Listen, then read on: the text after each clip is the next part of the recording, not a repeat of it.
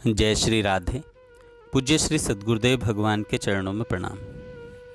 पूज्य श्री मनोहर दास बाबा जी से साधक ने प्रश्न किया, महाराज जी, मुझसे अकेले श्री कृष्ण का चिंतन नहीं होता।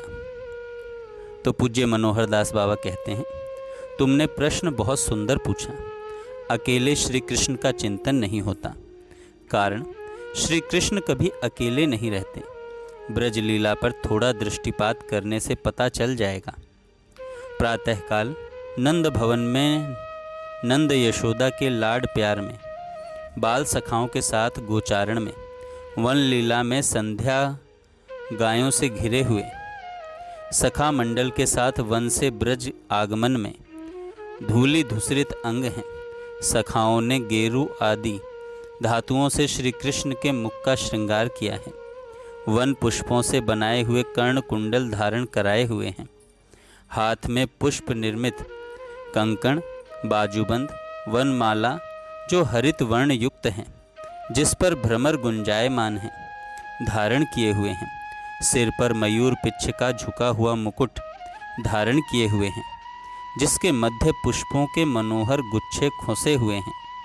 पीतांबर धारण किए हुए हैं, जिसकी जरतारी किनारी बिजली की तरह चमक रही है। चरणों में सुवर्ण के रत्न जटित नूपुर रुंझुन रुंझुन शब्द कर मन को खींच रहे हैं। मत्त गजराज की चाल से चले आ रहे हैं।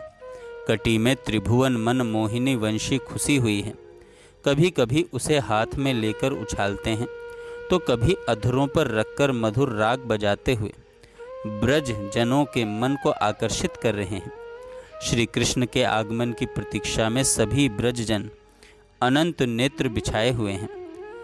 ब्रज ललनाएं अपने अपने भवनों की छत पर चढ़कर वन की ओर दृष्टि लगाए हुए हैं। श्री कृष्ण दर्शनार्थ उनके मन लालायित हैं। प्रातः काल से वन गए हुए श्री कृष्ण संध्या को वन से नंद भवन आ रहे हैं। दिन भर के विरह से व्याकुल ब्रज बालाएं उनके दर्शन कर नेत्र शीतल करना चाह रही हैं। वात्सल्यवती ब्रज गोपिकाएं हाथ में आरती लिए खड़ी हैं। नंद भवन के द्वार पर माँ यशोदा भी अति आतुरता से हाथ में आरती लिए खड़ी हैं। धीरे धीरे श्री कृष्ण ने गायों तथा सखाओं के साथ गोकुल में प्रवेश किया। मंद मंद गति से चले आ रहे हैं। सभी श्री कृष्ण का दर्शन कर तृप्त हो रहे हैं।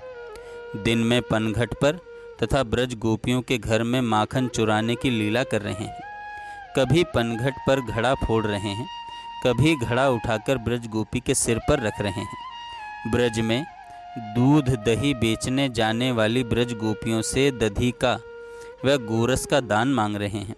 न देने पर लूट लूट कर खा रहे हैं। कुछ लुढ़का रहे हैं, कुछ बंदरों को खिला रहे हैं। रात्रि में यमुना पुलिन पर ब्रज गोपियों के साथ रास कर रहे हैं। ऐसी अनंत लीलाएं श्री कृष्ण की हैं। कहने का सार यह है कि लीलाओं के चिंतन में श्री कृष्ण स्वरूप का ध्यान सहज ही होता है। अतः नाम लेते समय श्री कृष्ण लीला चिंतन विशेष रूप से ब्रज लीला में आती रहे तो सहज ही ध्यान होने लगेगा। अपार सुख का अनुभव होगा।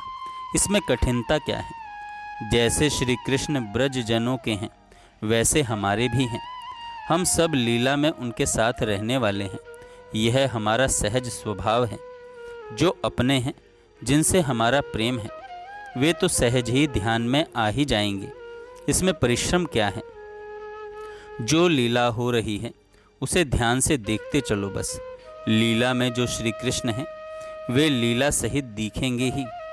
हो सकता है योगी मुनि ध्यानी तपस्वियों के ध्यान में वे नहीं आवें, परंतु वे कृष्ण जब हमारे हैं, अपने निज जन हैं, अत्यंत प्रिय हैं, फिर उनके चिंतन में आने में कठिनाई क्या है?